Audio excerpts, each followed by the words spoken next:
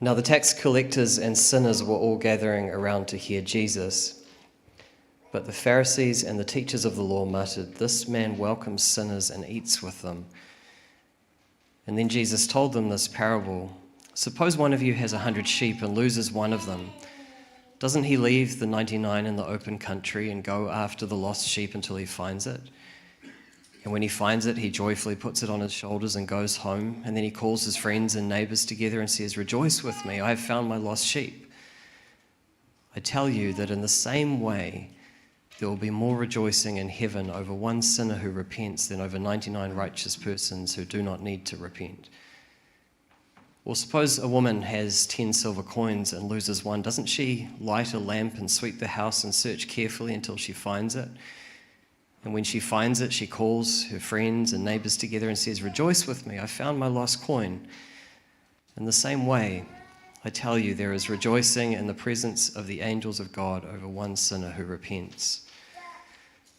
Jesus continued, "There was a man who had 2 sons. The younger one said to his father, 'Father, give me my share of the estate.' And so he divided his property between them. And not long after that, the younger son got together all that he had and set off for a distant country, and there squandered his wealth in wild living. And after he'd spent everything, there was a severe famine in that whole country, and he began to be in need. And so he went and hired himself out to a citizen of that country who sent him to his fields to feed pigs. He longed to fill his stomach with the pods that the pigs were eating, but no one gave him anything. When he came to his senses, he said, 'How many of my father's hired servants have food to spare, and here I am starving to death? I'll set out and go back to my father and say to him, Father, I've sinned against heaven and against you. I'm no longer worthy to be called your son. Make me like one of your hired servants.' So he got up and went to his father. But while he was still a long way off, his father saw him and was filled with compassion for him. So he ran to his son and threw his arms around him and kissed him. And the son said to him, 'Father, I've sinned against you and heaven, and I am no longer worthy to be called your son.' But the father said to the servants, 'Quick, bring the best robe and put it on him. Put a ring on his finger and sandals on his feet. Bring the fattened calf and kill it. Let's have a feast and celebrate. For this son of mine was dead and is alive again. He was lost and is found.' And so they began to celebrate. Meanwhile, the older son was in the field, and when he came near the house, he heard music and dancing. And so he called one of the servants and asked him what was happening. 'Your brother's come,' he replied, 'and your father has killed the fattened calf because he has him back safe and sound.' And the older brother became angry and refused to go in, and so his father went out and pleaded with him. But he answered his father, 'Look, all of these years I've been slaving for you and never disobeyed your orders, and yet you never even gave me a young goat so I could celebrate with my friends. But when this son of yours who has squandered your property with prostitutes comes home, you kill the fattened calf for him.' 'My son,' the father said, 'you are always with me, and everything I have is yours. But we had to celebrate and be glad because this brother of yours was dead and is alive again. He was lost and is found.'" So, Lord, as we come to this teaching of Jesus, as we sit in these words and think together about them again this morning, help us to hear from you what it is that you want us to hear, in order that we would be who you want us to be, and that when we leave this place, we would go and live and do as you would have us live and do. And we ask these things in Jesus' name. Amen. So context, Jesus is teaching this morning. A whole bunch of folks kind of gathered in to have a listen, and we read that a good part of that congregation is made up of tax collectors and sinners, but there's also some sort of 10 out of 10 at Sunday school types of folks mixed in there as well, and they're getting a bit upset about the people that are hanging around, like, don't these folks know that they're sitting in my seat this morning type thing. And Jesus, obviously aware to the dynamic around them, he breaks from whatever it was that he was talking about, and he starts to tell some stories. And so we've heard them. The first is a bit of a rural setting, which I guess most of us are going to need to use our imaginations a little bit for, even if we have spent a bit of time wandering around at Ambury Farm. It's about a shepherd with a big flock of sheep, loses one, so he leaves the rest of them behind, heads off into the wilderness to look for it. And when he finds it, puts it across his shoulders and carries it all the way home, and then he calls his friends and family, calls the whole community around for a party to celebrate.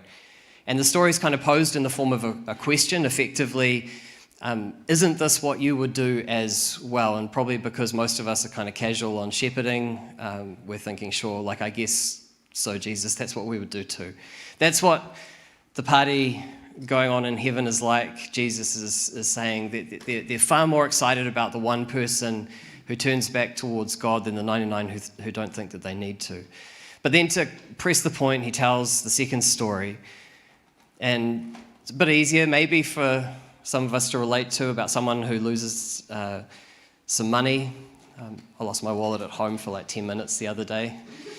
And yeah, it's traumatizing, eh? Right when you need it. It was on top of my shoes. Jesus' story, it's a woman, she loses full day's pay and then spends most of the night up searching around, looking through the house, just turning everything over until she finds it. And when she finds it again, she calls up her friends and her neighbours, and she invites them over for the party. And again, the story is sort of posed in the form of a question, like, isn't this what you would be doing as well? And maybe, we might be thinking, sure, that's a little bit over the top, Jesus, but okay, cool. This is what the celebration is like in heaven, Jesus says, over even one person who turns and walks towards God. And then we get to the final and probably most well-known story about a man who has two sons. Younger son demands his inheritance, effectively saying to his family, you're dead to me, leaves them behind, heads off, blows it all, wild living, ends up living behind rubbish bins in an alleyway, effectively, and decides, well, it must be better where I came from. I could be a servant in my father's house. And so he heads off, fully expecting his father to reject him, only to find his father waiting there on the road, in the hopes that the son will one day come back home again. And that father puts out an invite to all of the friends and the family and the neighbours and throws this massive party to celebrate that his son who was lost has been found.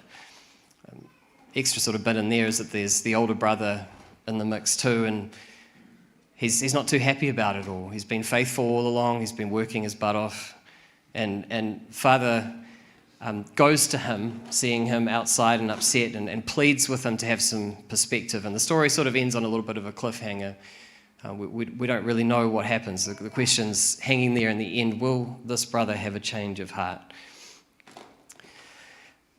And look, it's not exactly rocket science this morning.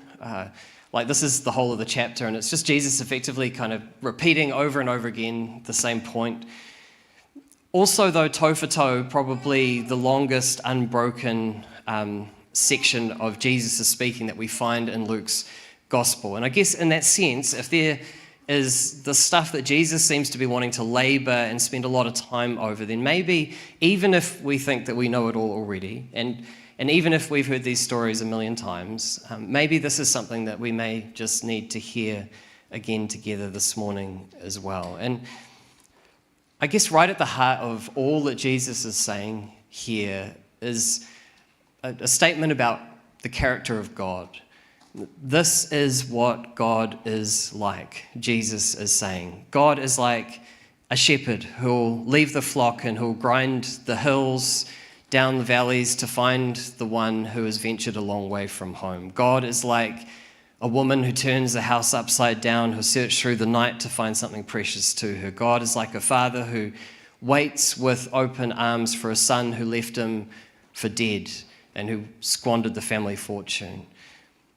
And in a sense, if you're here last week, I guess it's sort of like a similar theme, and that idea of God's invitation of all of us into the heavenly feast. Only this time it's written in bold, it's highlighted in fluorescent pink, it's triple underlined so that you simply can't miss it.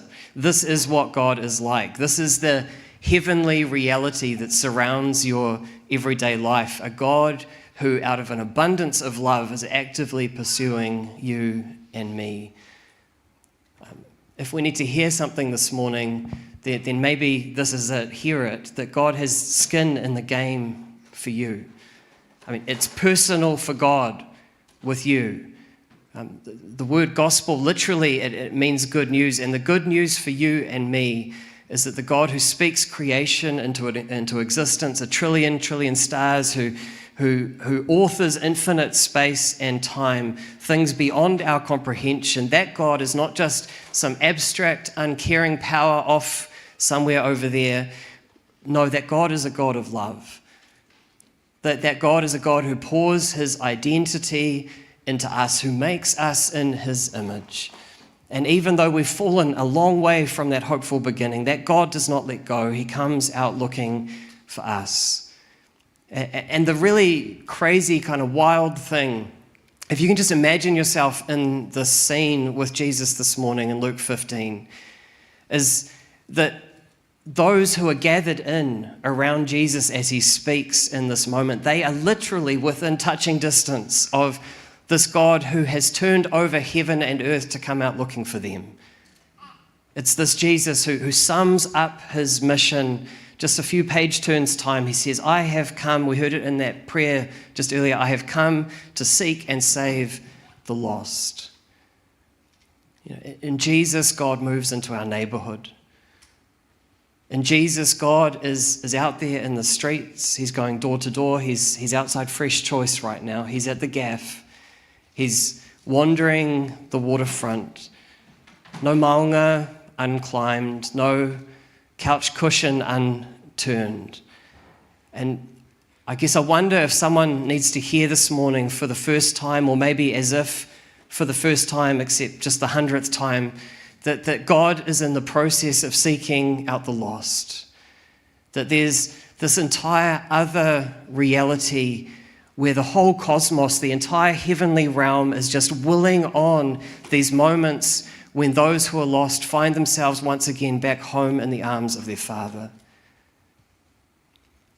I wonder, did you notice in those stories that it's not just that the sheep has gone missing, or the coin has gone missing, or the son has just gone missing? You know, like my wallet, found it 10 minutes later. Like these items, they're proper lost in those stories. That shepherd is out scouring the wilderness. That woman is searching through the night. The son has done pretty much everything he can possibly do to get as far away as possible, and at the point of return is in fact at absolute rock bottom. And maybe the encouragement that some of us might need to hear in these stories this morning is that it is in fact the point at which we are most lost that we are closest to being found. With a crisis of faith, with a crisis of health, with a crisis of hope this morning, whether in the space of darkness and grief, even though I walk through the valley of the shadow of death, the psalmist says, still you are with me. God is out looking for us. There is nowhere you can go where God will not be. I love the beautiful words of Psalm 139. Where can I go from your spirit?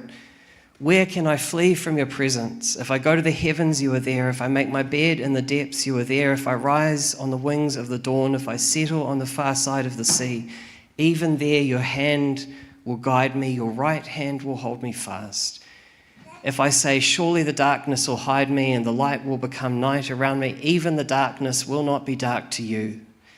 The night will shine like the day, for darkness is as light to you, the psalmist says. Hear it again this morning. Where you are right now, even if that feels like it is a very, very long way away, the God that we are talking about, the God of Luke chapter 15 this morning, is much closer than you think. There is nowhere you can go that God will not come looking for you. God demonstrates his love for us in this. eliminating every barrier that exists between us. He even walks into death in front of us precisely to show us in the most graphic, in-your-face way possible that this is his love and care for me and for you.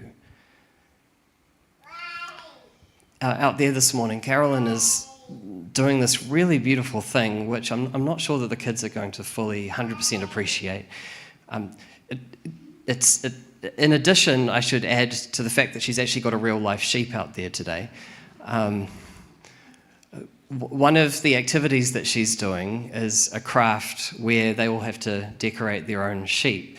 And instead of printing off just kind of one generic sheep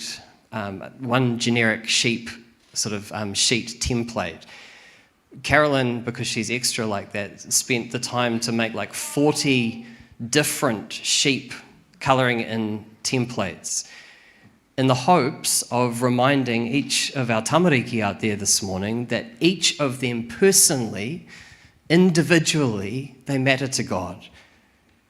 And all of you, though you don't have some colouring in to do right now, actually, Carolyn, she had 41 copies. She told me this morning that she did her math wrong when she was printing it. And so she only needed to print one set, but I think she printed like 4 or 5 sets before she noticed that the printer was still going. So there's a lot of extra copies of sheep if you would like to colour one in and be reminded of that as well.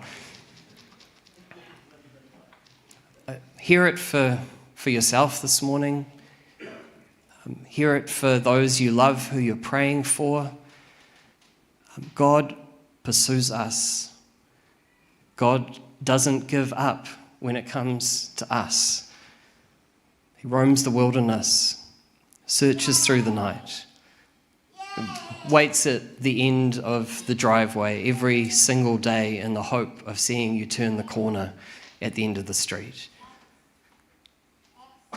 It's just a beautiful reminder in the text this morning. But that isn't all that Jesus is doing here, is it? Because these stories, they're not just meant as an encouragement. They're also a response. They're a response to the muttering that's going on in the circle around him of those who are concerned with the types of folks that Jesus is spending too much time with. 10 out of 10 Sunday school folks are none too happy about what Jesus is doing. And there's like this exaggeration to make a point in the first couple of stories. Not only is Jesus, not only is God, the kind of person who will tirelessly search, but when the lost are found, God is also throwing a party that feels a little bit extra and unnecessary. I don't know how many shepherds would throw a party over a single sheep, or how many of you, if you lost some money, would send out a Facebook invite for a party if you happen to find it. Jesus takes it a little bit of a step further, and that's why the stories, they're sort of posed in the form of a question. And the question is, are you the sorts of folks who would throw a party about this kind of stuff? And I guess the answer for those who are surrounding Jesus in the circle and muttering under their breath is probably not. That's why there's an older brother in that final story of Jesus, the one who stands at the side and questions the love of the Father for the Son who has returned. Where's my party? He's saying, I've been here. I've been working all this time. I didn't get anything like this. Jesus holds up a mirror to those 10 out of 10 Sunday school folks, and he's like saying, do you see yourselves in here as well? Their religion, it's not enough. Their higher sense of morality is not enough. They're there at church on Sunday every single week. That's not enough. They keep their radios on the commute into work locked into Life FM or Radio Rima. That's not enough. It counts for nothing if you haven't understood the heart of God for the peoples of the earth, the relentless love of his pursuit, and the unmatched joy he finds in bringing them back to be home with him. I mean, that's the story of the whole Bible. This is what God is always doing. And all the way through the Bible, God is always looking for partners in that story as well, to come and be part of that same story of welcome. Did you notice in the story of the prodigal son that the father actually goes out twice, not just for the lost son, but also for the one who stayed home? God's heart is just as much for those standing on the sidelines with a bad attitude. He wants them, he pleads with them, as the father does in that story, to get down off their high horse and come to be a part of it as well. Jesus is asking, are you keen to be part of the party, or are you a party pooper? And I'm just kind of preaching the passage this morning. And I'm sure that this point is mostly irrelevant to all of you, because there's no party poopers in here, hey? I know you guys, you're a good bunch of folks. Nothing to worry about. And so when you're out and about later on, heading down the motorway and someone cuts you off, or when you log into social media and that person with totally different sort of social and political perspective is saying some wild stuff all over there later on today, or if you're on the sports field maybe participating next week, or on the sidelines and someone just can't keep control of their mouth just a little bit further along from you, your heart's going to be soft, hey? You're going to have the heart that Jesus is sharing here, I'm sure. One of the really beautiful things about the church, if we're open to it, is that there's this unity in humility that we find in recognizing that in whatever way it's happened, Jesus has sought each of us out. Whether it's been as long as we can remember, or whether it's just yesterday, we meet together in this space in a sense of equal dependence and equal need for God to do for each of us in this moment what only God can do. We are reminded of it every month at the communion table as we come together. We drink from the same size glasses. We eat the same size little squares of bread. We are equal here in the sense of our need for God. We are equal in the moment when we come and eat and drink at the table. And because of that humility that I think that it cultivates, if we'll let it, there's this sort of countercultural shift that happens, because irrespective of who we are in the world, in here we're the same. There's something amazing that we're reminded of when we're drawn into the story, not just as individuals but together. It's part of, I think, the mission of the church. We're called to be a countercultural community, a community in collective humility, who therefore express a countercultural love and inclusion for one another within it. An inclusion which wraps in all of us and all of the beautiful differences that we've been made. Called to show the world what that enveloping love of God looks like in action. Jesus shows up again this morning, and at the heart of it, it's to remind us what God is like. He's the one who comes to seek and save the lost. And so are you open to the idea that God has searched you out today? Are you open, maybe even for the first time, to recognize that God has sought you out today? I'm going to pray for you in a second, but if that's you this morning, I'd love to have a chat afterwards if you're sitting in that space. Or maybe you needed to hear that for the first time, for the 100th time, That's who God is for you. Or maybe this morning this text comes as a moment of grateful recognition that God's heart is so much bigger than your own. And no matter how soft you are, there's always some work for God to be doing in you too. And we live in an incredibly polarized and broken world, and the ability for folks to share space with those who are different from them, it continues to diminish. And yet the church is called together by God to be a space in which those differences are joined in something that images a different way to the world around us. And it's so important all the time, important in an election year as those stories are heating up. I mean, are we open to the idea that God still has some work to do in us, and rounding off some of our hard edges, the sharp corners? Who is God wanting to make us be in order that we would be who we need to be in this world and this time today? Here's what God is like, Jesus says. Here's what God is doing. He's seeking the lost.